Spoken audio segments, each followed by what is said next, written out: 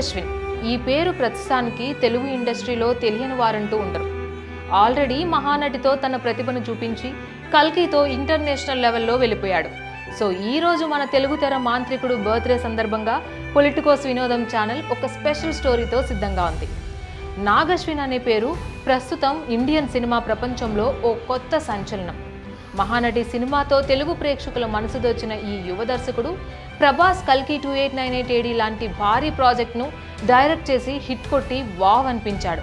కానీ ఈ ఘనత అతనికి ఓ రాత్రిలో రాలేదు.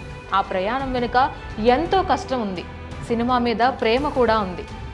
నాగశ్విన్ 1986లో హైదరాబాద్లో జన్మించారు.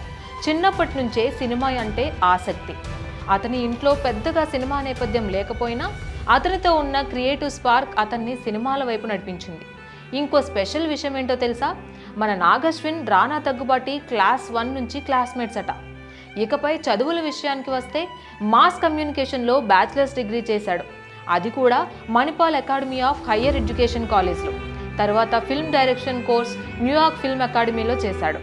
నెక్స్ట్ ఫిల్మ్ మేకింగ్ నేర్చుకోవాలని నిశ్చయించుకున్నాడు. ముంబైలోని Satyajit Ray film and television ఇన్స్టిట్యూట్లో ఫిల్మ్ మేకింగ్ చదువుకున్నాడు. అక్కడే అతని టెక్నికల్ నైపుణ్యం మెరుగుపడింది. స్క్రిప్ట్లను ఎలా రాయాలి, సినిమాను ఎలా ప్లాన్ చేయాలి అన్నది నేర్చుకున్నాడు. కెరీర్ స్టార్టింగ్లో చిన్నపాటి సినిమాలు తీస్తూ ఎడిటింగ్ నేర్చుకుంటూ ఉన్నప్పుడు సెకండ్ హ్యాండ్ అనే చిన్న సినిమా తీశాడు. కానీ అతనికి అసలైన బలమిచ్చింది నెక్స్ట్ శేఖర్ కమ్ముల వద్ద అసిస్టెంట్గా పనిచేశాడు.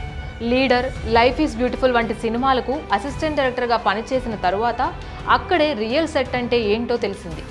2015లో తన తొలి డైరెక్టర్గా చేసిన సినిమా ఎవడే సుబ్రహ్మణ్యం నాని హీరోగా హిమాలయాలకు వెళ్లే ప్రయాణంలో మనిషి జీవితం ఎలా మారుతుందో చూపించింది ఆ సినిమా. టాలీవుడ్లో ఒక కొత్త తరహా సినిమా అయింది. క్లాస్ ఆడియన్స్, యువత తెగ మెచ్చుకున్నారు. ఆ సినిమాతో నాగశ్విన్కు ఒక మంచి గుర్తింపు కూడా వచ్చింది. ఆపై వచ్చిన మహానటి మాత్రం నాగశ్విన్ను భారతదేశం మొత్తం గుర్తించుకునేలా చేసింది. మహానటి సావిత్రి జీవిత కథను స్ఫూర్తిదాయకంగా, హృదయాన్ని తాకేలా చూపించాడు. కీర్తి సురేష్ అద్భుతంగా నటించిన ఈ సినిమాలో నాగశ్విన్ దర్శకత్వ నైపుణ్యం అబ్బురపరిచింది. ఈ సినిమా జాతీయ అవార్డును కూడా గెలుచుకుంది. అనేక అంతర్జాతీయ ఫిల్మ్ ఫెస్టివల్స్లో ప్రదర్శితమైంది. ఇది నాగ్ కెరీర్లో టర్నింగ్ పాయింట్ అనే చెప్పాలి.